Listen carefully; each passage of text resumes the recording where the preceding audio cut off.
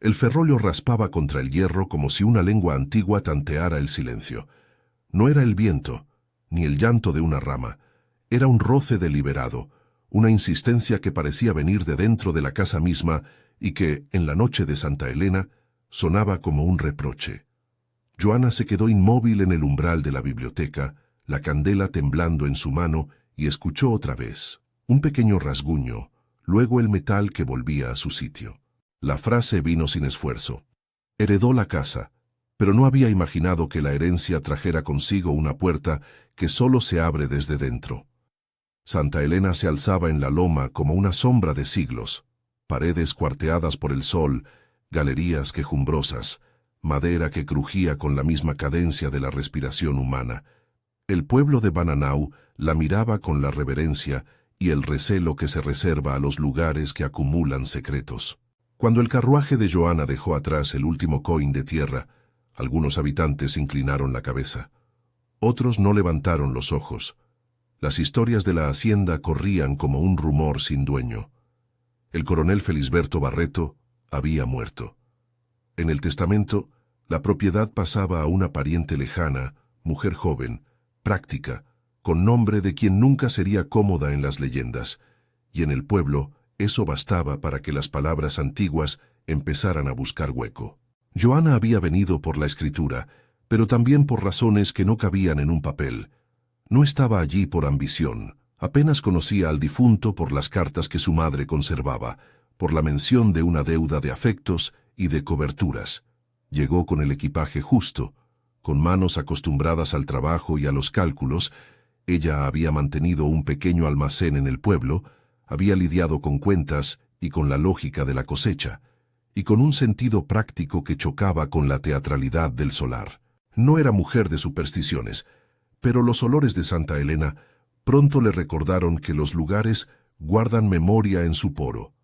Cera añeja, aceite usado, el aroma acre de los cueros y algo más, una fragancia doméstica y cerrada que olía a costura y a lámpara, a ropa planchada en tiempos de fiesta. Antes de que Joana pudiera asentarse, la casa le exigió que se moviera entre sus piezas, el establo con su aliento caliente, la cocina grande que parecía haber sido diseñada para alimentar debates y trifulcas, las habitaciones con camas de madera tallada que aún conservaban los surcos de antiguos descansos y antiguas pesadillas. El testamento no dejaba cabos sueltos, la herencia era suya, pero el pueblo y la propia casa conocían otras leyes que no estaban escritas en papel. Esas leyes fueron las que trajeron, a los pocos días, a Teodoro y a Augusto. Los dos sobrinos llegaron como quien reclama algo inalienable. Teodoro, el mayor, tenía la mandíbula ancha y un ceño que nunca se relajaba, la postura de quien espera recibir lo que cree merecer. Augusto, más bajo, movía la cabeza con un aire de insolencia cansada. Ambos acariciaban la codicia como quien repasa el borde de una moneda. No tardaron en mostrar la intención que para muchos era evidente. La hacienda, según su lógica, debía volver a quienes la sangre nombraba, y ellos, que habían vivido de ella por años, eran los herederos naturales de sus frutos. Hubo palabras en la mesa grande. Hubo reseñas oficiales del testamento, leídas en voz alta por un escribano. Hubo el rumor bajo la harina. Joana mantuvo la calma necesaria de quien sabe contar y no se deja contar. Dijo lo que la ley decía. Los hombres repitieron lo que la casa les había enseñado a repetir, que la hacienda no era solo piedra y tierra, sino un capital hecho de historias, de deudas, de favores, de huesos.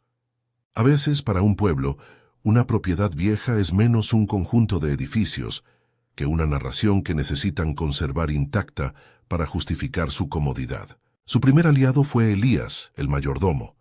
No era hombre de muchas palabras. Tenía la frente ancha de quien había vigilado cultivos y ausencias. Le traía noticias de la tierra, sequías, buenos y malos patrones, voces que se apagaban o se encendían. Elías conocía la casa al detalle, y más que eso, conocía aquello que la casa intentaba ocultar con su silencio. Lo miró a Joana con una mezcla de pena y disciplina.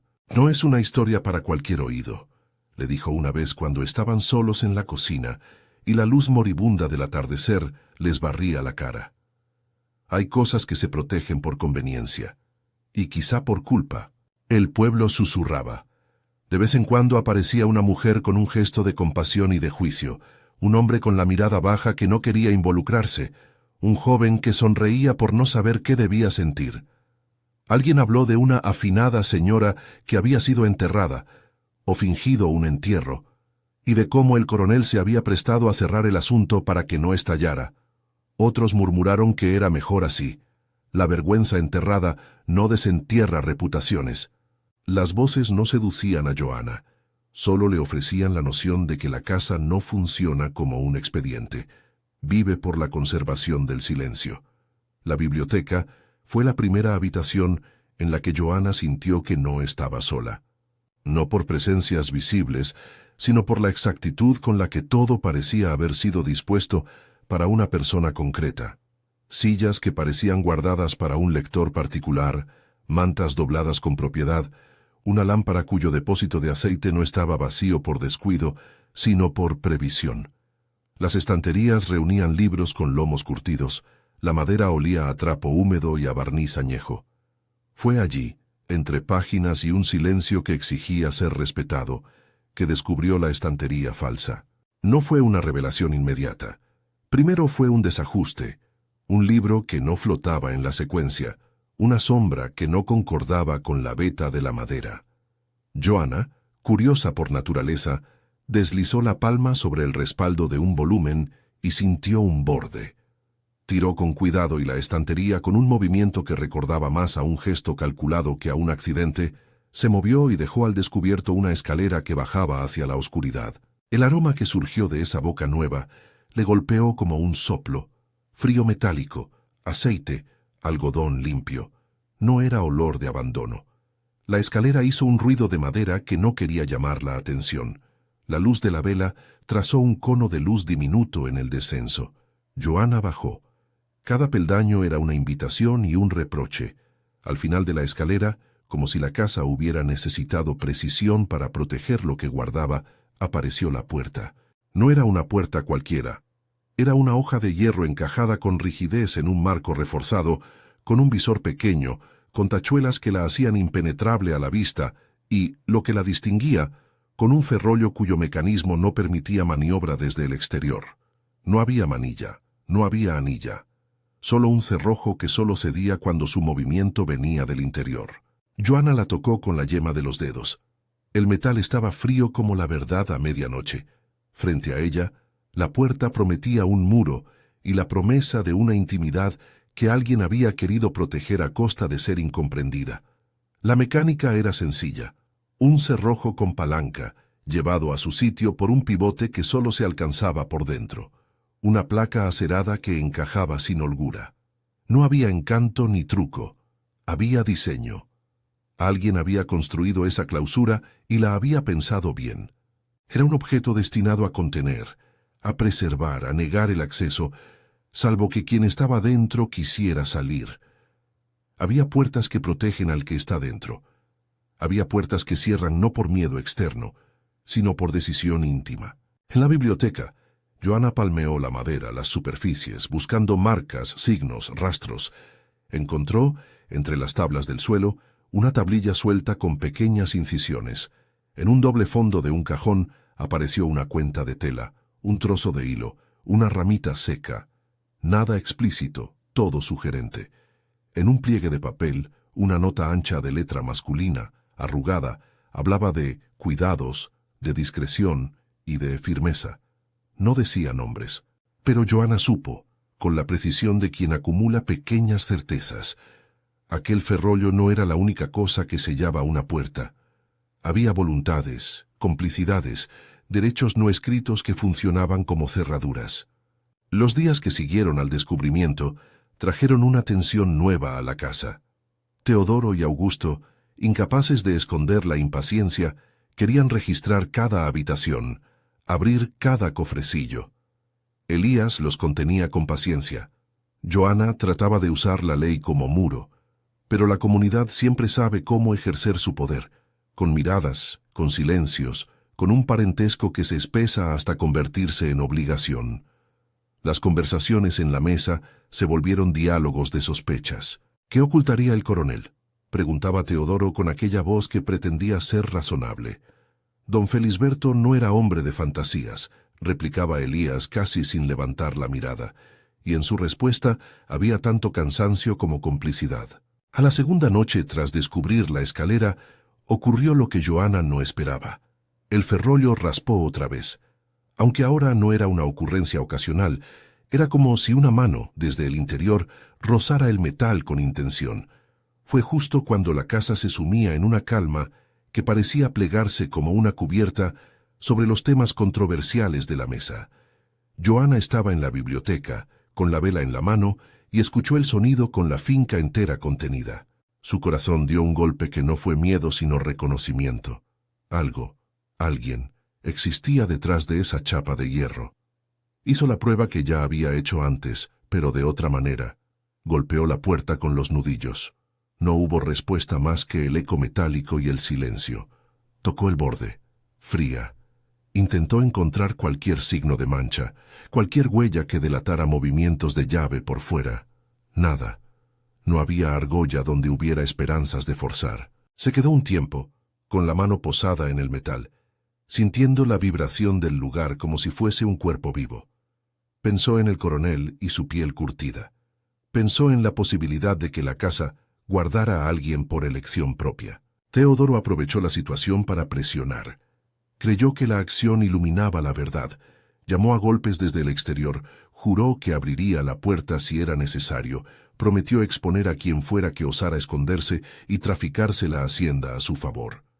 Las palabras de codicia tiñeron la noche de un ruido explotable, amenazas veladas, acusaciones que buscaban la legitimidad en la indignación pública. Joana, lejos de mostrarse débil, fue pragmática. Les propuso que no destrozaran nada sin antes agotar la legalidad y la calma.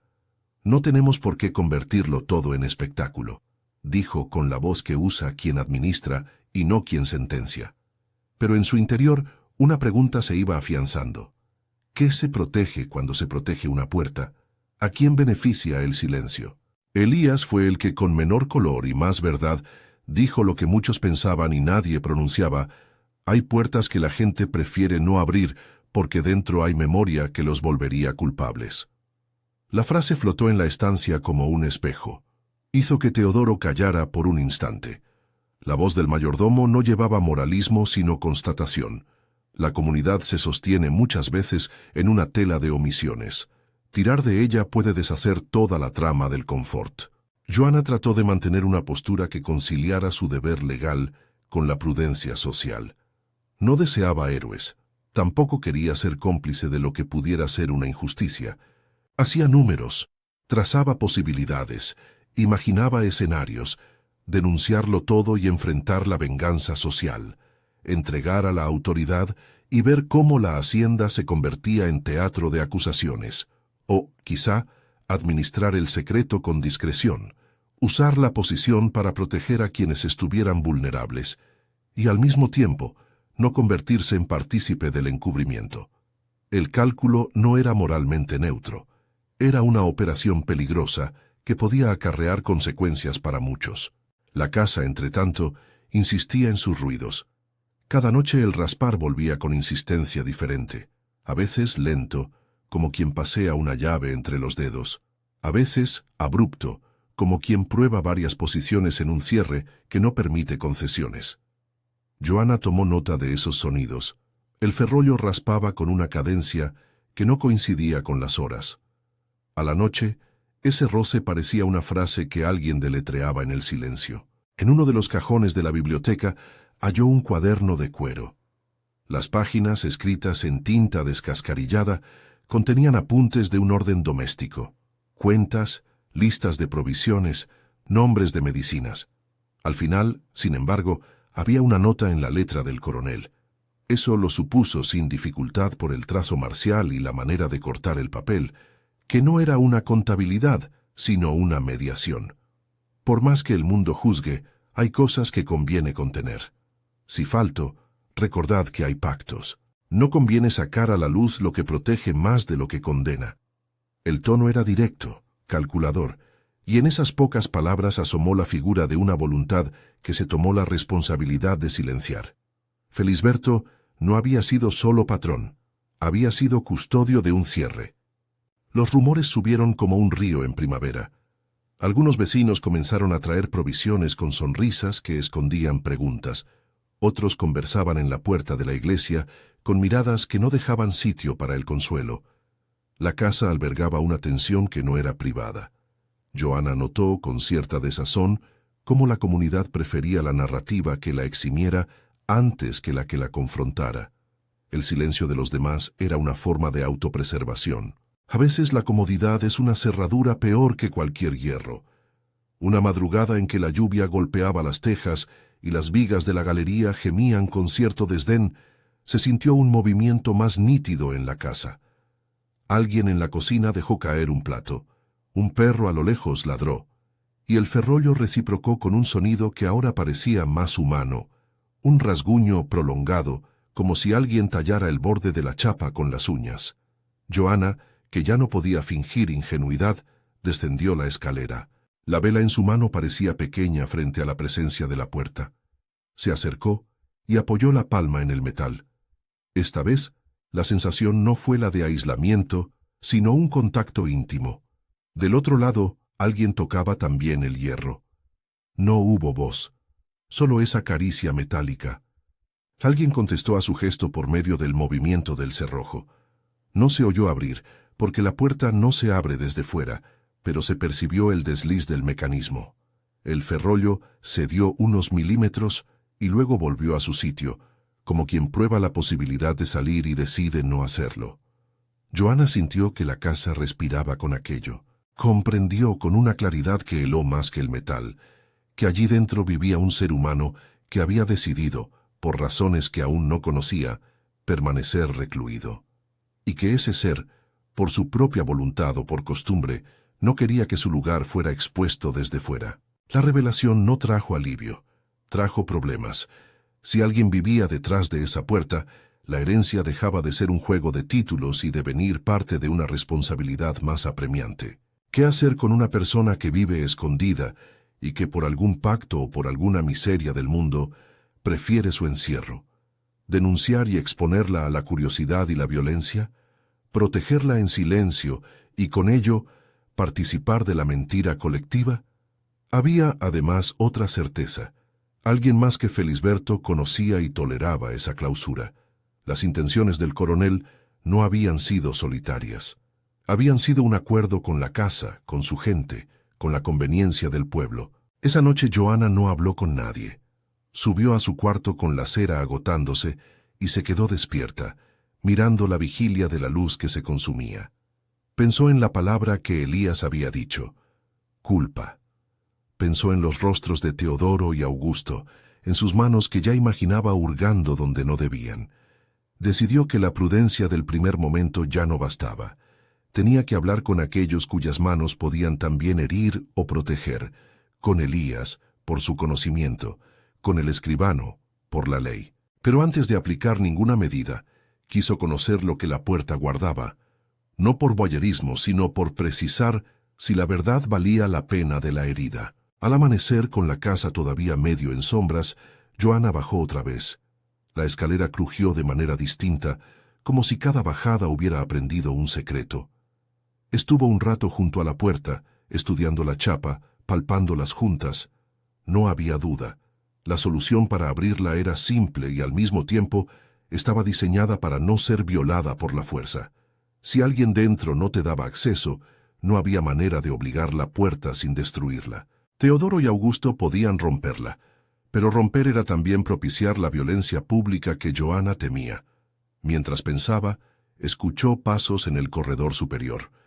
Teodoro bajó con la mirada de quien espera una señal y la busca en los otros. Traía en la mano una barra de hierro que había obtenido sin dificultad, convencido de que la violencia siempre encuentra herramientas. Augusto se acercó con fastidio. «Estas cosas no se resuelven con prudencia, Joana», dijo. «Se resuelven con manos. ¿Vas a dejar que unos fantasmas nos quiten lo que es nuestro?» Ella se mantuvo fría.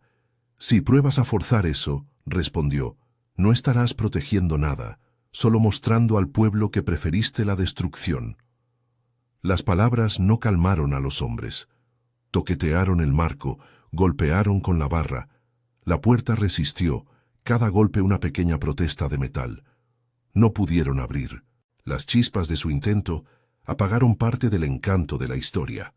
La puerta no cede porque no está pensada para quienes vienen desde fuera, sino para quien ocupa el lugar del que produce la voluntad de salir. Aquella mañana, en la tensión de los golpes y del control, Joanna encontró en la cajonera de la biblioteca un sobre escondido bajo una tabla suelta. Era una carta dirigida a nadie en particular. Contenía una voz que no quería dictar un mandato público, pero que declaraba una decisión íntima. Si alguna vez puedo volver al mundo, lo haré.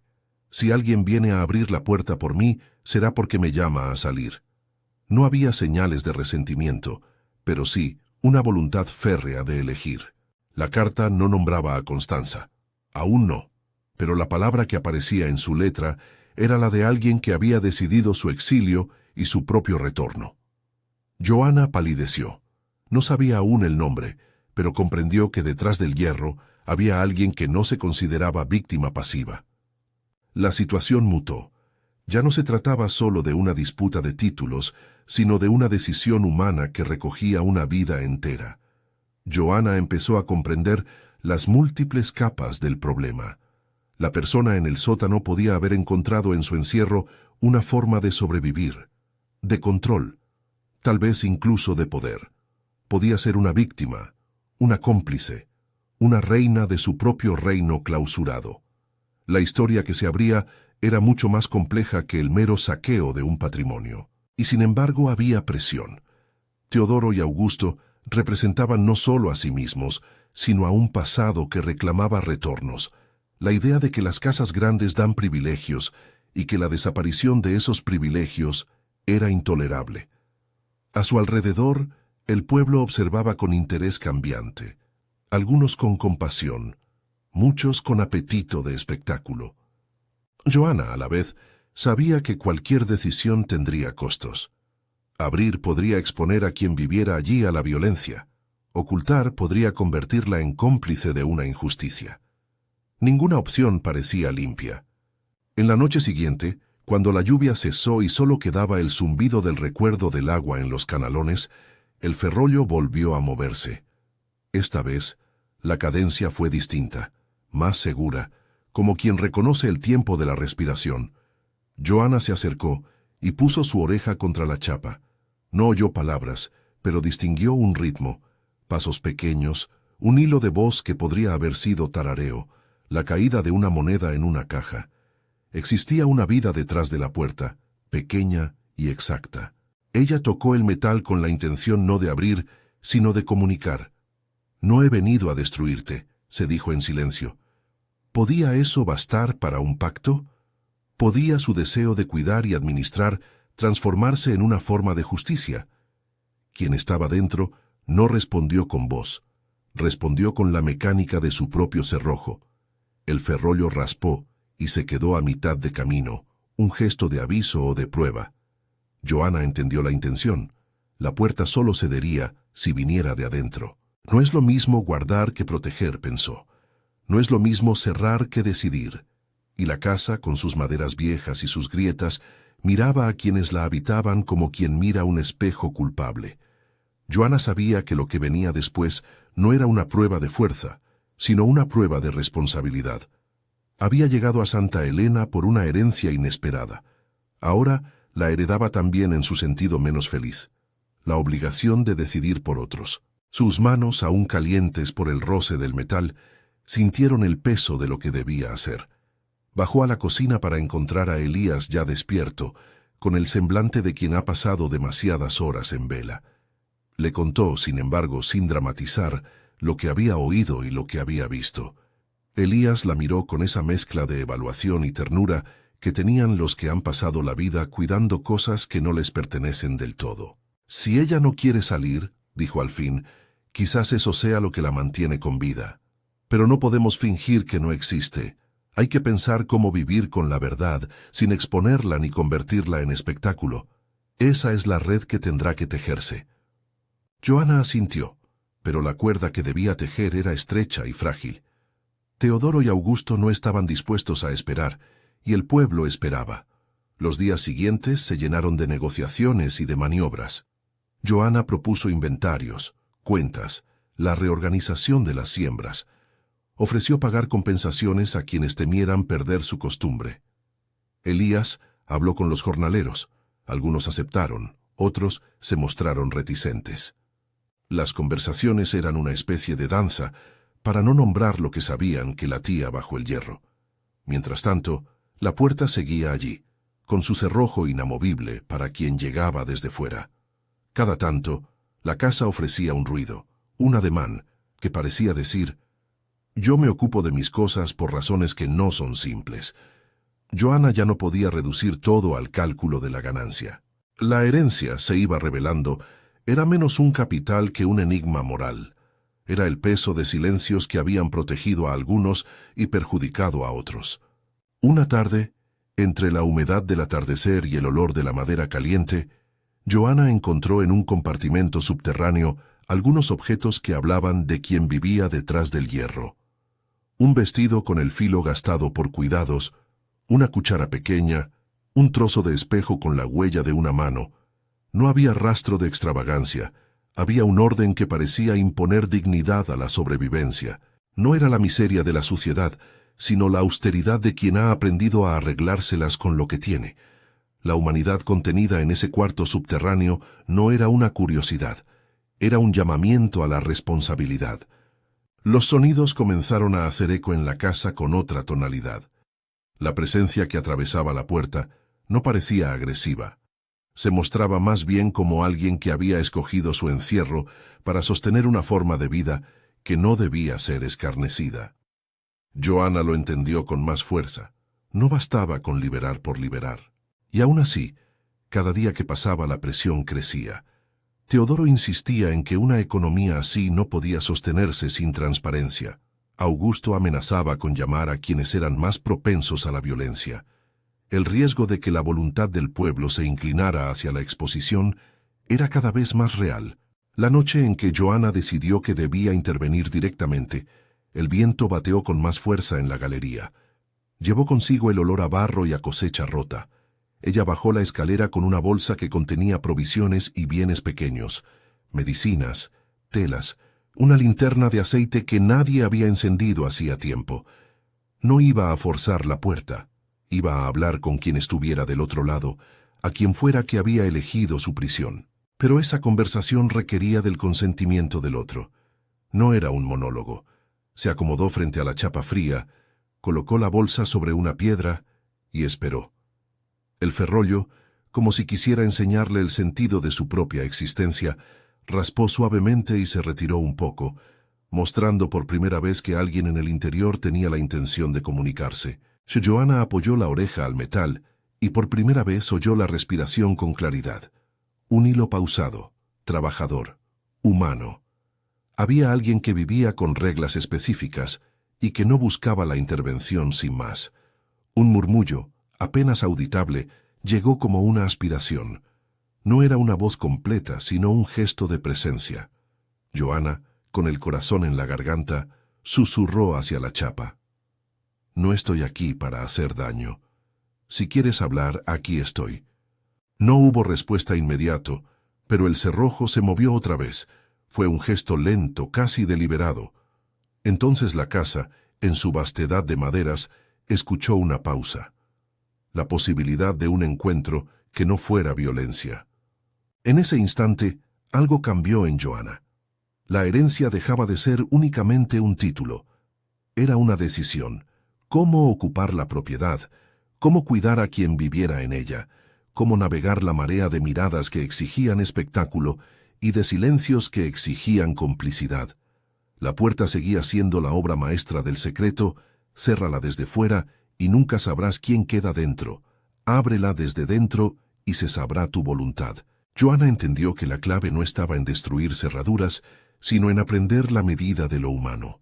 Mientras respiraba con la frente apoyada en el metal, oyó pasos que se alejaban por la escalera y luego la voz, muy lejana, de Elías que repetía: «Hay que ser cuidadosos». El sonido del ferrollo se mezcló con la lluvia que volvía a empezar. Joana se quedó allí, en la penumbra, sintiendo por primera vez la gravedad de la herencia. La puerta secreta no era solo una materia, era una encrucijada que pedía responsabilidad, y esa responsabilidad no se saldaría sin costos. La noche cerró su protección sobre Santa Elena, y desde algún lugar tras el hierro, algo raspó una vez más suave, más seguro. Joana respiró hondo. Sabía que lo que hiciera en las horas siguientes podía definir no solo su administración de la hacienda, sino la vida de una persona que había elegido vivir tras una puerta que solo se abre desde dentro. Y decidió que antes de tomar cualquier resolución definitiva, tendría que entender por qué alguien había preferido el silencio a la vida pública, no por morbo, sino por justicia. Con esa resolución, se encaminó a la mesa, a las cuentas, a las pequeñas estrategias que tal vez servirían para contener el dolor que se avecinaba. Pero la casa, que no se dejaba apresurar, guardó su silencio y dejó que la noche corriera con el ferrollo raspando, como quien recuerda que algunas puertas solo responden a la voz de quien desde dentro decide abrirlas. Joana se quedó con la mano apoyada en el metal hasta que el frío dejó de ser extraño y se volvió familiar, como un signo que debía leer. No habló en voz alta. Las palabras hubieran sido un hurto. Bajó otra vez a la biblioteca y junto a Elías trazó un plan que no pretendía ser heroico ni legalmente irreprochable. Medidas para contener, maneras de organizar la casa de forma que nadie saliera herido por la curiosidad o por la codicia.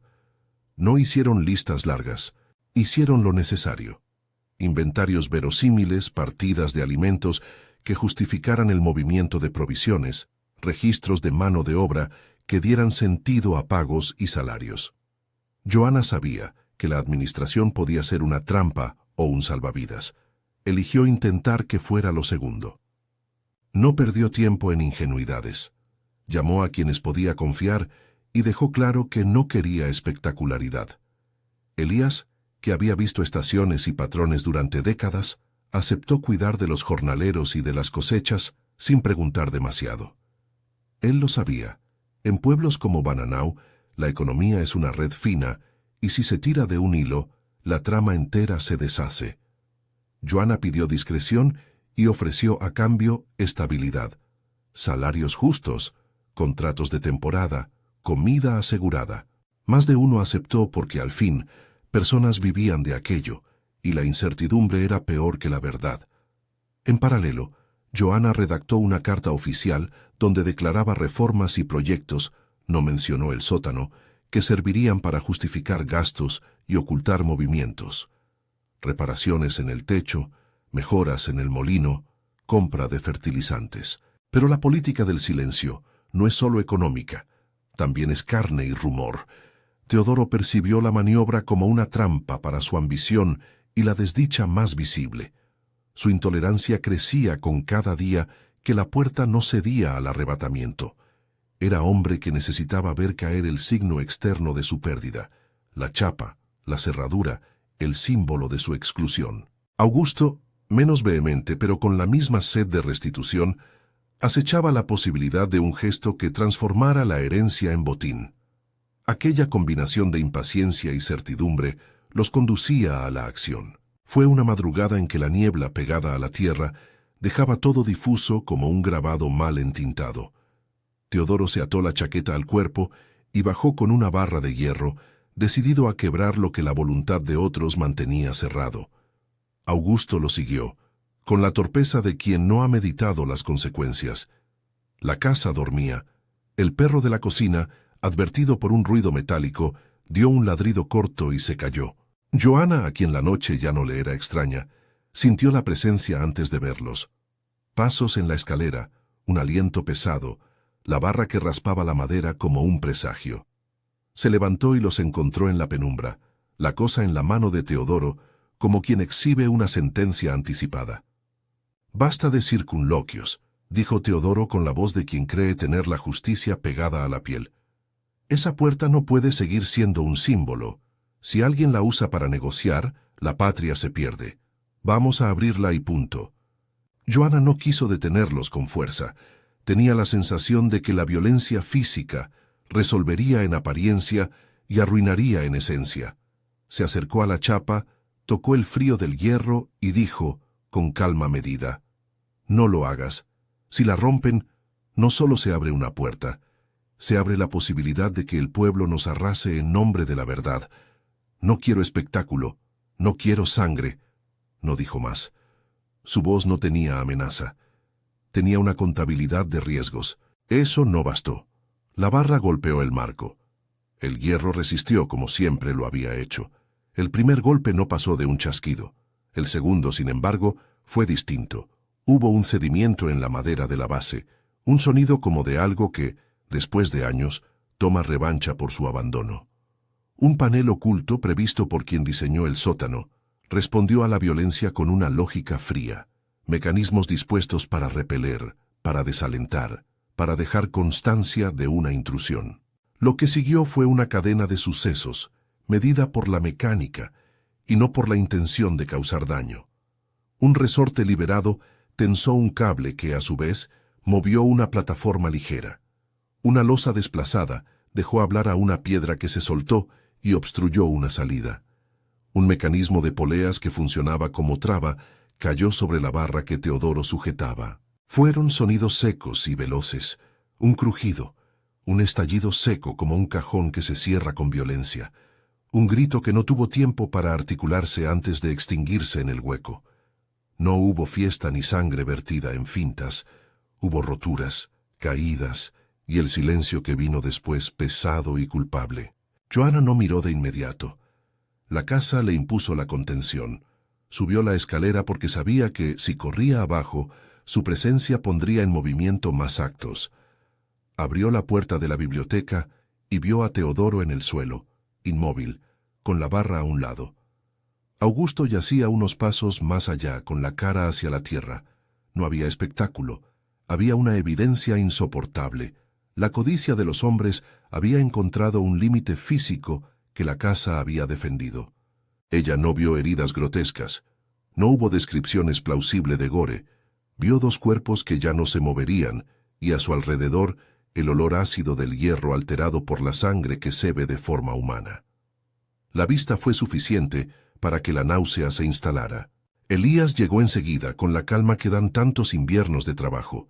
Observó, cerró los ojos un instante y dijo en voz baja, «La casa se defendió». No hubo en su sentencia júbilo ni complacencia, solo una constatación de que la defensa había tenido un precio. Joanna sintió la responsabilidad pesar de golpe. Su decisión de administrar, de contener, de no exponer, no la eximía de la muerte que acababa de producirse. Si las trampas habían sido diseñadas para herir o para detener, alguien debía responder. Si la casa había actuado, eso implicaba una cadena de voluntades. No tardó en saberse el suceso en el pueblo. Una señora que sacaba agua a la madrugada vio a Elías salir con paso pesado. Otro vecino encontró a un chiquillo que corría con la noticia. Bananau despertó con la sensación de estar frente a un acontecimiento que cambiaría la fisonomía de lo que consideraban aceptable. Las miradas ya no eran meros silencios, eran acusaciones en formación. Algunos acudieron a la hacienda como a ver una obra dañada, otros llegaron con curiosidad cruel. Joanna ordenó cerrar las puertas, pidió que nadie comentara fuera de lo imprescindible, pidió también que se respetara a los muertos. La ley, cuando llegó tarde en forma de escribano y alguaciles, encontró un solar con dos cuerpos, una biblioteca con libros asustados y una comunidad que se dividía entre la prudencia y la sed de espectáculo. Fue entonces en el punto en que la tensión social alcanzaba su máxima exposición, cuando la puerta se abrió de adentro. No fue un gesto dramático, no hubo un salto teatral. La chapa cedió por decisión humana y apareció una figura que, a la luz tenue, reclamaba más una explicación que un lugar en la escena. Que era una mujer de edad incierta, la piel conservada, el pelo con hebras de plata, la mirada aguda, vestía una falda bien cosida y un chal sencillo, y tenía la limpieza de quien vive entre pocos objetos, pero los cuida. Delante de ella, la casa y la muerte de los sobrinos se presentaron como un paisaje que exigía palabra. No la llamaban por nombre en voz alta. Johanna, sin embargo, en cuanto la vio, supo. Esa era la mujer de la historia, la que muchos creyeron enterrada, la que fingió a Dios y optó por un cuarto subterráneo en vez de la plaza, la que había resistido, organizado y hecho de su encierro un reino. Johanna recordó la carta, la letra de voluntad, y sintió que la aparición cerraba una parte del enigma. La mujer se presentó con la calma de quien nunca fue interrumpida por la prisa ajena. Dijo: «Me llamo Constanza». No pidió permiso para hablar. Se lo ganó por derecho. Llevaba dentro una decisión que la casa había respetado y que, ahora, la comunidad quería juzgar en masa. Su voz no tenía victimismo, tenía un cálculo moral que no buscaba absolución. «Ustedes no conocían mi vida», dijo con serenidad. «Creyeron que había sido enterrada. Eso fue necesario. Fui enterrada para vivir. No es lo mismo. Pueden discutirlo, pueden juzgarlo, pero fue mi elección». La explicación salió como un mapa de razones y de heridas. Constanza habló de una juventud marcada por golpes públicos, de una salida que la arrastró a la vergüenza. Habló de cómo, ante la posibilidad de una exposición que la humillaría y despojaría a quienes la protegían, aceptó desaparecer. Dijo que Felisberto había sido un aliado pragmático. Él cerró la escena para que la comunidad no destruyera lo poco que ella tenía. Ella, por su parte, convirtió el sótano en un lugar de supervivencia y de orden. No negó la verdad de la violencia social, no la convirtió en faro. Dijo con crudeza que había aprendido a gobernar su destino dentro de la chapa y que, en esa gobernanza, había montado mecanismos para proteger lo que consideraba suyo. Johanna escuchó sin interrumpir. No había en sus ojos obligatoriedad para creer, había la observación de quien necesita datos. Cuando la mujer habló de las trampas, dijo: «No fueron pensadas para matar, fueron pensadas para impedir que aparecieran manos que vinieran a hacerme espectáculo. Si mataron fue porque quienes vinieron empujaron la violencia sobre sí mismos. No fue una evasión, fue una intención de situar la responsabilidad». Constanza no se alegró por las muertes. La frase que profirió menos como defensa y más como constatación fue: «¿Qué se puede esperar cuando la sociedad enseña a hombres a tomar lo que creen suyo por derecho? Les enseñé que la casa respondería, que la casa no toleraría injurias. Yo misma fui instruida por esa lógica de protección». Hubo en su relato cuentas pequeñas y rotas, menús, cuidados, correspondencia con el coronel. Felisberto, por su parte, había sido cómplice no por crueldad gratuita, sino por cálculo. Acordó con ella que la hacienda debía seguir produciendo sin ruido, porque la exposición destruiría la reputación del linaje y las vidas de muchos. En ese pacto, el coronel no fue un santo, fue un protector que usó la violencia del silencio para evitar mayores heridas públicas. La confesión no buscó redención, buscó comprender por qué el cierre había sido soportable para tantos. Señaló, además, que había aprendido a administrar el espacio con reglas, visitas controladas, normas para la ayuda, una jerarquía que no toleraba la intromisión. Quien entrara sin ser invitado, sometía su cuerpo al mecanismo. Johanna no resistió el contraste entre la dignidad contenida en el cuarto y la violencia desplegada por los sobrinos. Sintió empatía y repulsión por partes iguales. La ley tenía su lugar. Había muertos, y la ley debía pronunciarse, pero la ley también era un espectáculo voraz en pueblo pequeño. Denunciar todo, abrir los diarios y las plazas, significaría que Constanza sería exhibida como curiosidad y que la casa sería saqueada por la indignación y la codicia. No era justo. Tampoco era justo mantener todo en secreto y cargar sobre los hombros de una sola persona el peso de tantas decisiones. La oferta de Constanza fue tan directa como letal para las conciencias. Si debo salir, lo haré con mis condiciones. Si debo responder, lo haré con mis reglas. No quiero martirios ni espectáculos. Si alguien ha de juzgar, que lo haga con la calma que yo no les daré. Joana, que desde que llegó había tenido la ambición de convertir la hacienda en un bien gestionable y no en un teatro de culpas, comprendió que la pregunta ya no era solo legal, era moral y práctica. Fue Joana quien propuso la tercera vía. No era una evasión, era una operación. Dijo en voz baja: «No puedo ni quiero fingir que no pasó nada, pero tampoco permitiré que Santa Elena se convierta en un circo. Propongo que la casa siga produciendo, que se haga justicia hasta donde lo permita la ley, y que constituya un registro controlado de visitas y suministros. Constanza puede quedarse aquí con controles, con atenciones médicas si las necesita, con una vigilancia que garantice que nadie vuelva a entrar con barras en la mano. A cambio, yo me responsabilizo de la hacienda y de los sueldos. Pagaré por las tumbas de los que murieron y mediaré para que la gente no desate una venganza pública. No sé si es perfecto. Sé que es responsabilidad». La propuesta era administrativa, fría en apariencia, con la moral de quien calcula consolidando prioridades. Elías la apoyó desde el primer momento.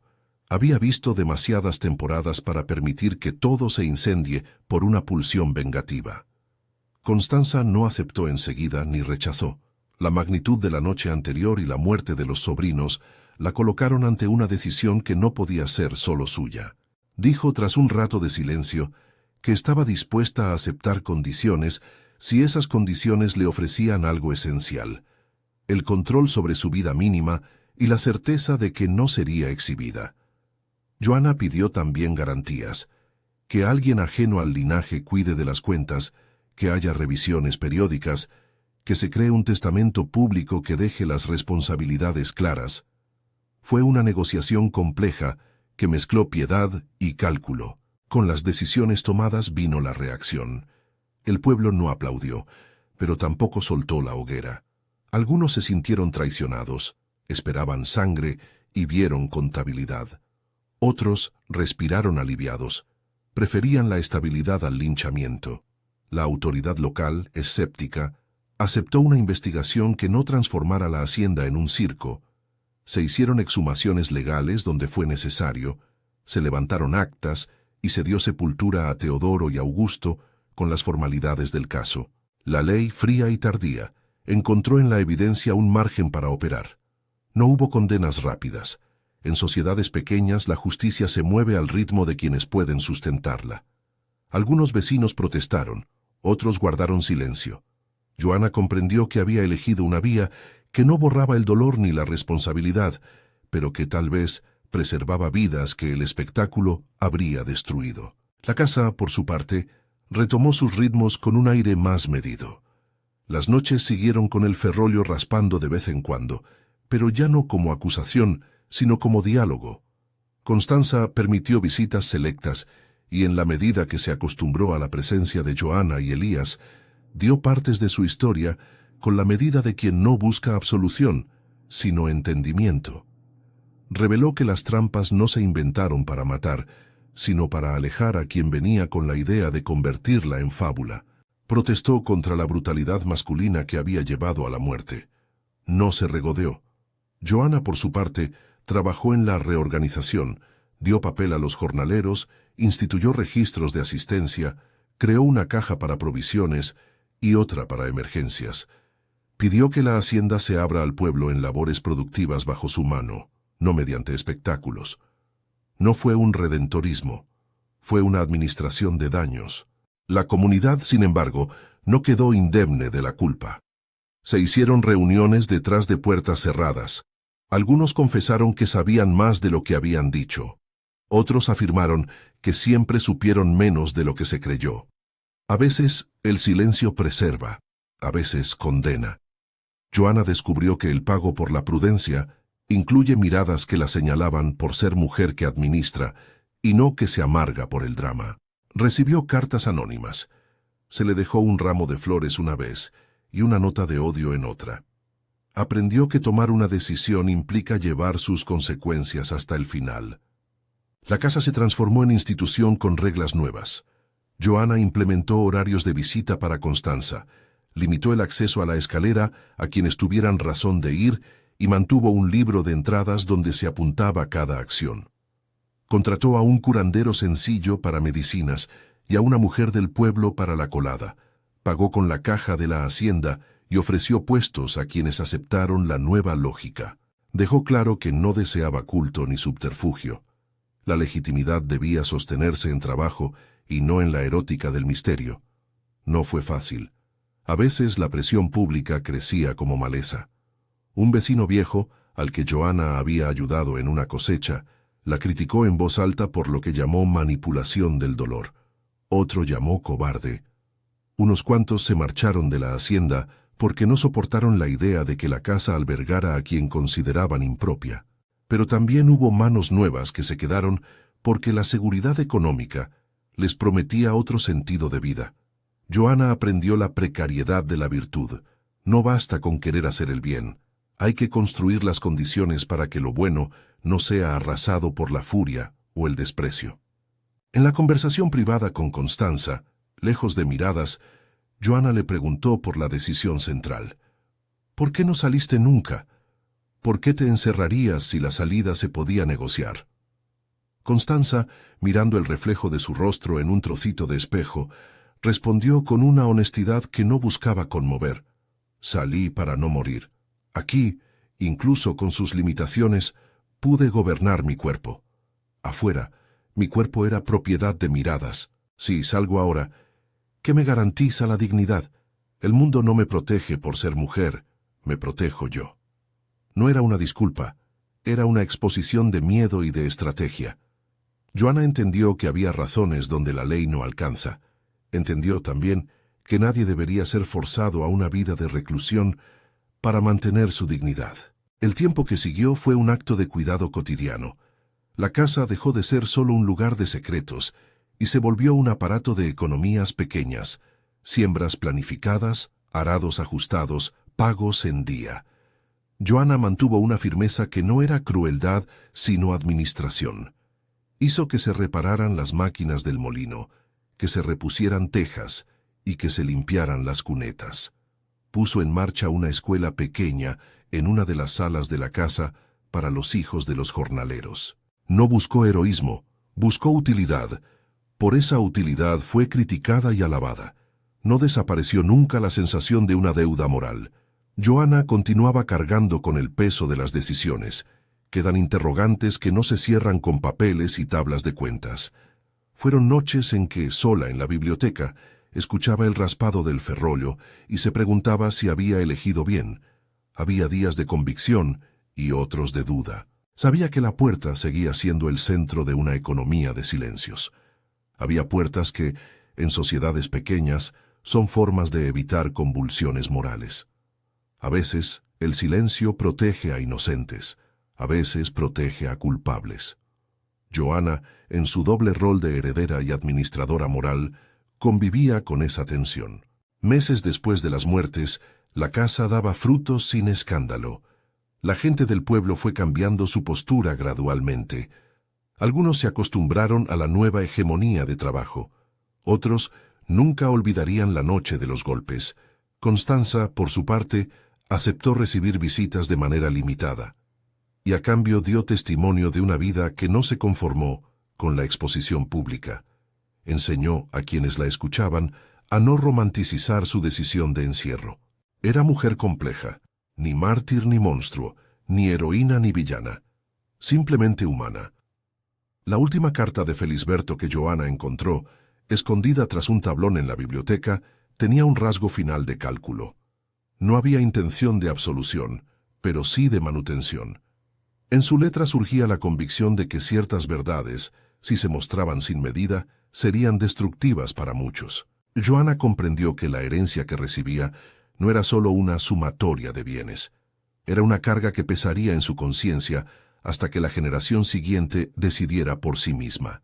Decidió, por tanto, instituir un mecanismo de transmisión claro, un cuaderno donde constaran las reglas del cuidado, un listado de provisiones y una carta pública donde se dejara constancia de la decisión tomada. No era limpieza moral, era transparencia administrada. Con el tiempo, la chapa del sótano dejó de ser emblema de tabú y se transformó en un recordatorio incómodo. Hay puertas que solo se abren desde dentro, porque aquellos que están afuera no merecen decidir por los adentros. La puerta secreta que solo se abre desde adentro dejó de ser solo una ironía trágica y se convirtió en enseñanza dura. Algunas decisiones pertenecen a quienes han habitado el horror y a quienes han ganado en la soledad un modo de ser. No basta con juzgar desde el borde, hay que saber entrar en la complejidad. Joanna no logró paz completa, no era su ambición. Ganó, eso sí, la capacidad de cargar con la herencia de forma que otros pudieran seguir viviendo. Reforzó la casa, no solo con vigas, sino con normas. Sustituyó la veneración por prudencia y la murmuración por contratos. En su registro de cuentas dejó una línea que nadie más alteraría, un fondo para emergencias y una lista de quienes tendrían voz en decisiones mayores. Todo eso no borraba las muertes, pero creó una arquitectura que, si no era perfecta, era mejor que el caos.